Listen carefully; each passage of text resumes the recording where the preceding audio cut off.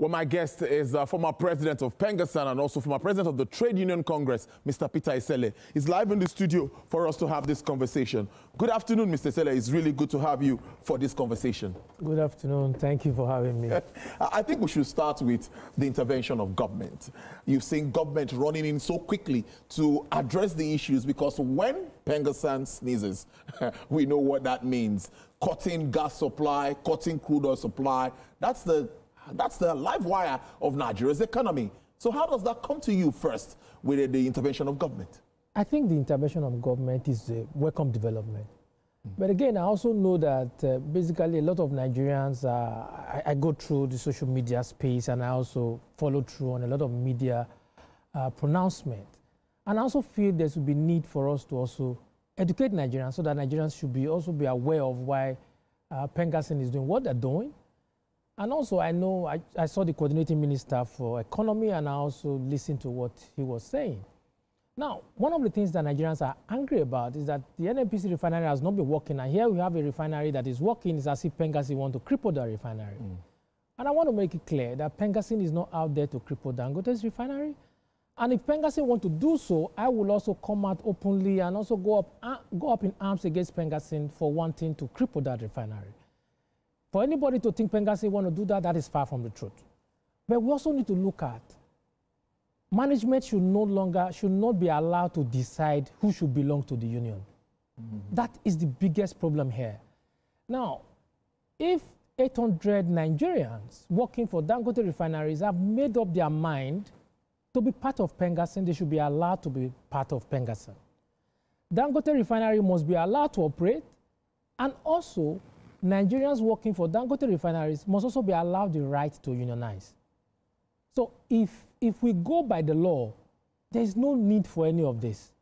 It is our lack of respect for law that is why we are where we are.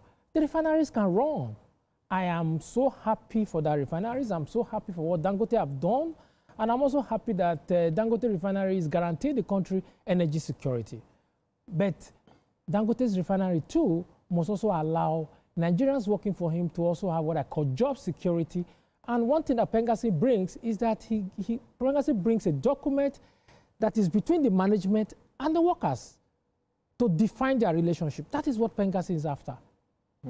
Yes. This has gone far, because when you look at the decision now to cut supply, which would definitely, like I said earlier, would impact it. Let's look at where this started from. It started from the issue of movement, where NUPENG came in. That was the first issue. Talking about the trucks, the gas trucks, CNG trucks that would be deployed. That was still on the pipeline. Arguments and all of that were still on that. Then this came on, the issue of sabotage now on the side of PENGASSAN workers. So looking at the entire operations of that refinery, some have argued that the labor unions are trying to work against Dangote monopolizing the entire industry. Not at all. I can be very categorical about that. What PENGASSAN is after is better welfare package for workers. You know, sometimes people come up, and I've watched some other, not on TVC, where people talk about it as if PENGASSAN is after check-off dues. That is far from the truth. What PENGASSAN is after is that better welfare for the workers. And the workers themselves, PENGASSAN will not come to your company and say, you have to be part of us. No. You have to apply to be a member of PENGASSAN. And when you applied, PENGASSAN will now inform the management that, oh, Mr. Tolu, Mr. Ayo, Mr. Hassan is now one of our members. So it is the process of that communication that led to all of this. And one thing you must ask yourself, how come is it that you are doing a reorganization, the entire 800 members of PENGASSAN are the people you are sending home? So that speaks volume. And there are ways to resolve all of this. I must tell you, I too am disappointed with the way it's been handled. The refineries, Dangote, you've invested $20 billion. It's something we should all be proud of. And then $20 billion refinery should also act in consonance with $20 billion worth of best practices. You know, allow the workers to unionize, let them be. And then I know Nigerians are upset because Nigerians feel that, oh, NNPC refinery has not been working, and what did the union do, or union members are there? Yes, I was about to ask you that. Exactly. Exactly. But you don't blame the workers for that. Let me blow your mind. Do you know when I was last the president of PENGASSAN? I was president of PENGASSAN. I left as president of PENGASSAN in 2008. That's 17 years ago. And I signed that the refinery should be privatized. The president before me signed that the refinery should be privatized. Since I left, we've had 4 presidents. And all of those presidents have said, privatize the refinery. So if government is not doing what they're supposed to do, are you to blame the workers? Now, not this administration. The last administration went to borrow over $2 billion to renovate. From AFDB. Exactly. What do you do that for? So how do you now come and blame? And we heard that the Port Harcourt refinery was already coming on stream at that point. We heard the Warri refinery too was already coming on stream at that time. But to what level, what capacity? But again, you also blame the media for that. The media is not supposed to hear. The media is supposed to investigate. If you listen to a politician or you listen to anybody holding an office, the responsibility of the media is to hold them accountable. The GMG of NNPC is it will come and meet you and tell you that everything is fine. But it's the responsibility of the media to say, no, GMD, you are lying. You spent $2 billion trying to renovate the refineries and nothing has come out of it. The unions are not happy. I'm not happy. I'm a Nigerian. I don't subscribe to the fact that we go ahead and borrow such an amount of money for refineries that is not functional. The workers are not happy. I'm not also happy that you pay workers for not doing any job. No, workers are not happy to collect salary for nothing. But we must know that these are engineers, these are trained.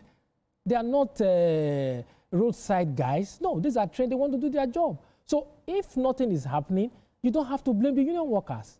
But one thing I can guarantee you is that when you are a member of PENGASSAN, you will have a better welfare package to work with. And that is why you see that everybody comes and they want to be part of PENGASSAN.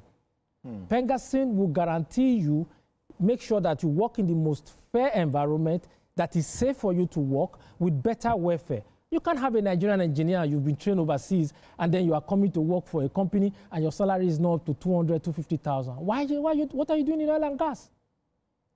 That's what PENGASSAN guarantees. So for me, I think that Dangote Refinery or Dangote Industries can sit down with PENGASSAN and look at all of this. Okay, fine, I have a $20 billion loan, and this is what are my plans. Oh, if you say, okay, the cost of labor is going to increase, PENGASSAN comes in, yes.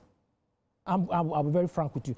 PENGASSAN comes in, the cost of labor will increase. Because PENGASSAN is going to look at the welfare, the security, the insurance, a lot of things PENGASSAN is going to look at. I'm proud to be a member of PENGASSAN, and I'm proud for what PENGASSAN also did for the company that I work for. So PENGASSAN have mechanisms in place for wherever they go. But are they going to now tell Dangote that you have to cripple the refinery? PENGASSAN won't do that. But I think there is a middle path that both PENGASSAN and Dangote must follow, and the government have to ensure that our laws are respected. Dangote has the right under the Nigerian law to set up his business and run his business. And under the Nigerian law, anybody working in oil and gas that has intimated interest to unionize, the person must be allowed the right to also join any union of his choice within that industry.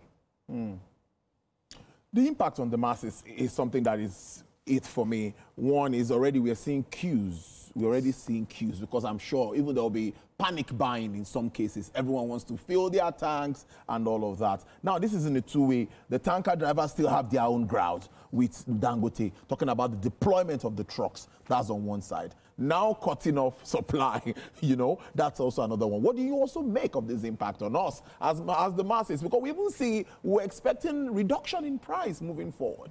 Yes, that's also why government comes in. It's the responsibility of government to protect the welfare of the people. So the government has to now come in, and that's what the government is doing. Yesterday, the feedback that I got from the meeting was that it was stalled. So if government is coming in and looking at it, I would just tell government, go by the law. You see, when you do things by the law, you don't need to explain anything. The law is very clear. Dangote as an entity should exist. And I'm proud of that. And then PENGASSAN members who have, Nigerians who work for Dangote, who have an interest to join the union, should also be allowed to join the union. So once we go by that law, and then there's nothing to worry about. Oh, Dangote is saying, from the report I got from the meeting yesterday, Dangote is saying he's afraid of sabotage, he's afraid of... Now, I heard a committee is going to be set up to look at Dangote's fears. But all of those fears, how come the fears is affecting only those who are members of PENGASSAN? No, it's like somebody says, you cry in the night and the following morning a child is dead. Must you ask who killed the child? So these are the things we need to ask ourselves. And Dangote have invested so much in training the people that he's firing. So some of them are also people that they have invested in firing. So we need to look at all of this. I don't think there's anything Dangote should worry about. I'm speaking for PENGASSAN. So I have an idea of how PENGASSAN operates. The role or what PENGASSAN stands for is that the company must exist for the union to survive. And then the union must survive for the productivity of the company to be enhanced. So it's a symbiotic and mutually beneficial relationship. So if you stick to that principle, I don't think we should be going back and forth over this. And I think that both parties should look at the interest, in the national interest, and come to the table and respect that law. Your right to run your business and the right to unionize. That's the only way. If we are going back and forth wanting to, I don't want anybody to please PENGASSAN. So what about the issue of check-up deals really, truly? Many have said that the unions most times, that it's always about the check-up deals, that they want to get monies from all of, that's the reason why they want more members to come into their association. That's the most ridiculous statement I've ever heard. Because first thing first, ask yourself, I'm telling you now, yes. I joined PENGASSAN in 1999. I put my pen on paper and I wrote to PENGASSAN Secretariat. And I said, yes, to apply to be a member. And PENGASSAN will tell you, this is X percentage of your salary that you pay. It is by law. Your check-up dues is what you use in running it. PENGASSAN president is in Abuja right now, having that meeting. He's going to stay in a hotel. The general secretary is there. They are going to stay in a hotel. It is the check-up dues that we pay that runs that. And what is PENGASSAN's obligation to me? As a PENGASSAN member, immediately I joined PENGASSAN. 2 years later, I was building my house. So PENGASSAN comes in there and look at your condition of service. So PENGASSAN is actually rendering service. So you are paying to ensure that that is run. It's more like your tax. So your check-off dues is your tax that you pay to PENGASSAN for PENGASSAN to fund and to make your life better by improving your welfare. I'm talking to you now, not because I don't want anything to happen to PENGASSAN, because I know that PENGASSAN is also doing what is right. Dangote, even before now, we are having, I call them latter-day scent of Dangote Refinery, where you have everybody coming out talking about. In the last 3-4 years, even when I was TUC president, before I left, I was also an arrowhead, always talking about the need for Dangote Refinery to be allowed to exist, the need for government to give whatever waiver that is required for that refinery to exist. I was doing that because the union gave me the platform to do that. And we will not sit down and watch the union face what I call existential threat. What is happening now is an existential threat to the union. Nigerians may be complaining, but ask Nigerians, if any other company, let's say Total, Exxon, or Chevron, fired 800 Nigerians without any explanation, I will tell you that if it's Total, we may be having, the president may be calling on the ambassador of Total. So we cannot say because Dangote is ours and we allow arbitrariness. No. What is fair is fair. And that is what is in our national anthem. To live in a country where no one will be oppressed. All right. So as we wrap this up, now the discussions will continue, conversations will continue in Abuja. What would be your advice to both parties? Let me put it that way. My advice to both parties is that let's follow the law. Just go by the law. The law allows Dangote to hire, and the law also allows PENGASSAN to unionize its members. Yeah. So if the members have shown interest, to be part of PENGASSAN, they should be allowed to be members of PENGASSAN. And then the other aspect is that PENGASSAN should also reach out to Dangote and allay his fears. I don't see PENGASSAN going ahead to cripple that. No, that's not PENGASSAN's idea. And PENGASSAN will never support that. Never. And the current president of PENGASSAN is also a very understanding person who understands the rules of industrial relations, that we need each other. The union needs the company, and the company needs the union. Well, let's see how all of this plays out, because it's really a disturbing one. We've been having issues in the downstream. After instituting the PIA, I thought that it was all going to be interesting with the downstream. Now, the depot owners have a challenge, truck movers have a challenge, truck owners have a challenge, yes. PTD has a challenge. Why is this refinery becoming the... No, it doesn't have to do with the refinery. Look, for me, sincerely, I don't have sympathy for the depot owners. I'll be very clear. If we have to go back from day one to audit petroleum products during the subsidy era, no, those guys cannot be clean on it. So I don't have as much sympathy for that. But and also, they invested in the business. Yes, they invested in the business. And then when you invest in the business, you also have to look at the wind, where the wind is going.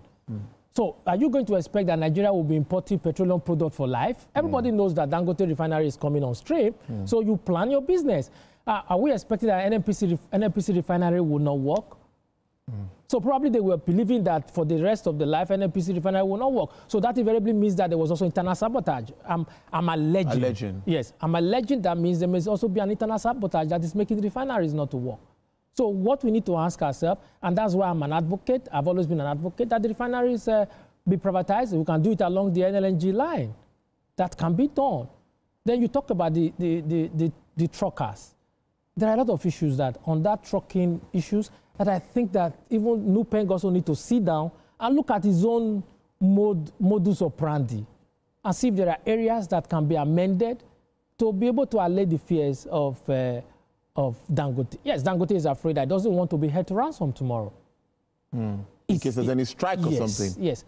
Will I say it's wrong to have such fears? No, I'm not going to say that. But I can say categorically, PENGASSAN won't do that.